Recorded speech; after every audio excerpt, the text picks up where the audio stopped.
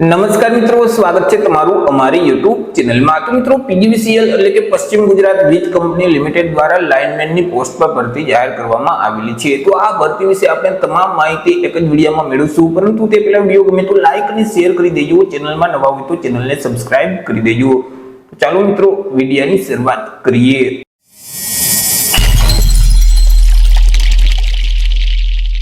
તો મિત્રો આજે ભરતીનું નોટિફિકેશન છે તે પીજીવીસીએલ એટલે કે પશ્ચિમ ગુજરાત વીજ કંપની લિમિટેડ દ્વારા જાહેર કરવામાં આવ્યું છે। પીજીવીસીએલ છે તે સૌરાષ્ટ્ર અને કચ્છ વિસ્તારમાં વીજ વિતરણ કરતી જે જીયુવીએનએલ એટલે કે ગુજરાત ઉર્જા વિકાસ નિગમ લિમિટેડની એક સંલગ્ન કંપની છે કે જેની સૌરાષ્ટ્ર અને કચ્છના અલગ અલગ વિસ્તારમાં વિવિધ કચેરીઓ પણ આવેલી છે।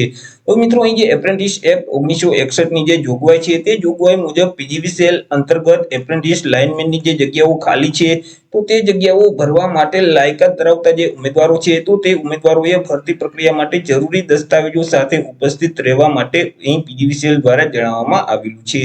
ચર્ચા કરી લઈએ મિત્રો જગ્યા વિશે કે કઈ કચેરીમાં કુલ કેટલી જગ્યા છે, કેટેગરી મુજબ કેટલી જગ્યા રહેશે। તો કે ભાવનગર કચેરી છે તેમાં 22 જગ્યા, મોરબી કચેરીમાં 9, જુનાગઢ કચેરીમાં 12 જગ્યા, બોટાદમાં 7 જગ્યા, સુરેન્દ્રનગરમાં 19 જગ્યા, રાજકોટ ગ્રામ્યમાં 179 જગ્યા, અમરેલીમાં 30 જગ્યા, રાજકોટ શહેરમાં 136 જગ્યા, પોરબંદરમાં 11 જગ્યા છે, ભુજમાં 93 જગ્યા છે, અંજારમાં 42 જગ્યા અને જામનગર છે તો તેમાં 108 જેટલી જગ્યા છે।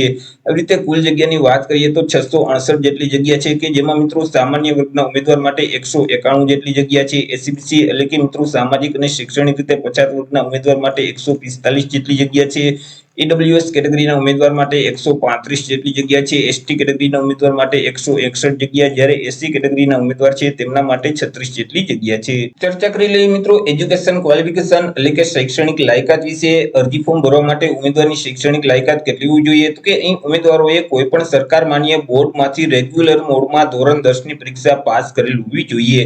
સાથે સાથે ટેકનિકલ લાયકાત શું હોવી જોઈએ? તો કે અહીં માન્ય પ્રાપ્ત ઔદ્યોગિક તાલીમ સંસ્થામાંથી એટલે કે આઈટીઆઈ માંથી ઓછામાં ઓછા 2 વર્ષનો રેગ્યુલર વાયરમેન અથવા તો ઇલેક્ટ્રિશિયનનો કોર્સ પાસ કરેલ હોવો જોઈએ। એટલે કે ઉમેદવારોએ ધોરણ 10 ની પરીક્ષા પાસ કરેલું જોઈએ, સાથે સાથે આઈટીઆઈ માંથી વાયરમેન અથવા તો ઇલેક્ટ્રિશિયનનો કોર્સ પાસ કરેલ હોવો જોઈએ। મિત્રો તાલીમનો જે સમયગાળો છે તે 1 વર્ષનો રહેશે। 1 વર્ષ પૂર્ણ થઈ જશે એટલે તમને આપોઆપ છૂટા કરી દેવામાં આવશે। ચર્ચા કરી લઈએ એજ લિમિટ એટલે કે વય મર્યાદા વિશે। અરજી ફોર્મ ભરવા માટે ઉમેદવારની ઉંમર કેટલી હોવી જોઈએ? તો કે અહીં જે જાહેરાતની તારીખ છે 14/8/2024 તે તારીખને ધ્યાનમાં રાખી ઉમેદવારે પોતાની ઉંમરની ગણતરી કરવાની રહેશે। 14/8/2024 ના રોજ ઉમેદવારની ઉંમર છે તે ઓછામાં ઓછી 18 વર્ષ હોવી જોઈએ।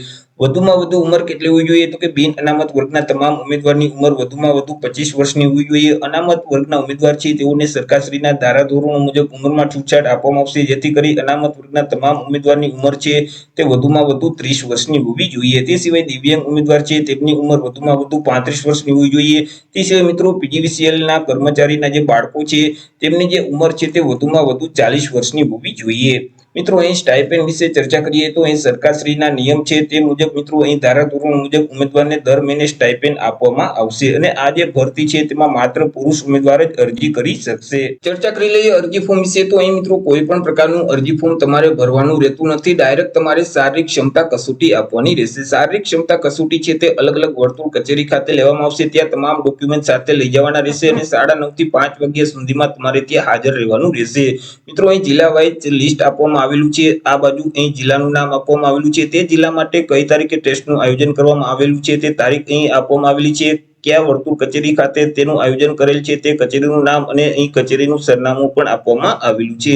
આ જે લિસ્ટ છે તે અમે અમારી ટેલિગ્રામ ચેનલમાં અપલોડ કરી દઈશું, ત્યાંથી મિત્રો તમે ડાઉનલોડ કરી અને તમે જોઈ શકશો કે તમારા જિલ્લાનો વારો છે તે કઈ તારીખે છે અને કઈ કચેરીમાં તમારા જિલ્લાનો વારો છે અને તેનું સરનામું શું છે તે તમામ માહિતી મિત્રો અહીં પીડીએફ ફાઇલ ડાઉનલોડ કરી તમે ત્યાંથી જોઈ શકશો।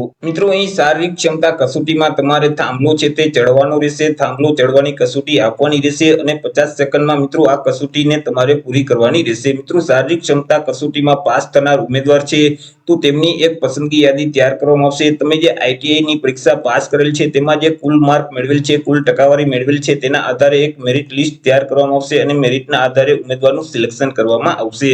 ચર્ચા કરી લઈએ મિત્રો ડોક્યુમેન્ટ વિશે કે જ્યારે તમે શારીરિક ક્ષમતા કસોટી આપવા જશો ત્યારે સાથે ક્યાં ક્યાં ડોક્યુમેન્ટ લઈ જવાના રહેશે તો કે પાસપોર્ટ સાઇઝના 4 ફોટોગ્રાફ લઈ જવાના રહેશે, એલસી એટલે કે શાળા છોડ્યાનું પ્રમાણપત્ર છે, ત્યાર પછી અનામત વર્ગના જે ઉમેદવાર છે તેઓએ જાતિનું પ્રમાણપત્ર સાથે રાખવાનું રહેશે, લઈ જવાનું રહેશે, એસસીબીસી કેટેગરીના ઉમેદવારોએ નોન ક્રિમિનલ સર્ટિફિકેટ સાથે લઈ જવાનું રહેશે, ઈડબ્લ્યુએસ કેટેગરીના ઉમેદવારોએ ઈડબ્લ્યુએસનું પ્રમાણપત્ર સાથે લઈ જવાનું રહેશે, ત્યાર પછી શૈક્ષણિક લાયકાતના તમામ પ્રમાણપત્રો છે, તમામ માર્કશીટ છે તે સાથે લઈ જવાની રહેશે, ત્યાર પછી ટેકનિકલ લાયકાત એટલે કે તમે જે આઈટીઆઈ માંથી ઇલેક્ટ્રિશિયન અથવા તો વાયરમેન નો જે કોર્સ પાસ કરેલ છે તેમની જે માર્કશીટ છે તે તમામ માર્કશીટ લઈ જવાની રહેશે, ત્યાર પછી મિત્રો કોઈ પણ એક ફોટો આઈડી પ્રૂફ સાથે રાખવાનું રહેશે, જેમ કે આધાર કાર્ડ, પાન કાર્ડ, ચૂંટણી કાર્ડ, ડ્રાઇવિંગ લાયસન્સ છે, આ ચારમાંથી કોઈ પણ એક ફોટો આઈડી પ્રૂફ સાથે લઈ જવાનું રહેશે, ત્યાર પછી તમે જે આઈટીઆઈ નો કોર્સ પાસ કરેલ છે તેનું એનસીવીટી અથવા તો જીસીવીટી નું જે પ્રમાણપત્ર છે તે સાથે લઈ જવાનું રહેશે, દિવ્યાંગ ઉમેદવાર હોય તો દિવ્યાંગતાનું પ્રમાણપત્ર છે તે પણ સાથે લઈ જવાનું રહેશે. જો પીજીવીસીએલ ના કર્મચારીના બાળકો છો તમે તો માતા અથવા તો પિતાનું જે બોર્ડ અથવા કંપનીમાંથી છૂટા કર્યાનો કાર્યાલય આદેશ છે અને રેશન કાર્ડ છે તે સાથે લઈ જવાનું રહેશે. ત્યાર પછી જો તમે રોજગાર વિનિમય કચેરીમાં નોંધણી કરાવેલ હોય તેના કાર્ડની નકલ પણ સાથે લઈ જવાની રહેશે. આ તમામ ડોક્યુમેન્ટની પ્રમાણિત નકલ કરી અને 2 સેટમાં તમારે સાથે લઈ જવાના રહેશે.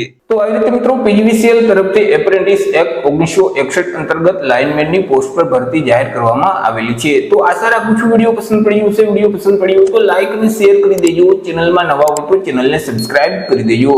ફરી મળીશું એક નવા ટોપિક સાથે એક નવા જ વિડીયોમાં. ત્યાં સુધી જય હિન્દ, વંદે માતરમ.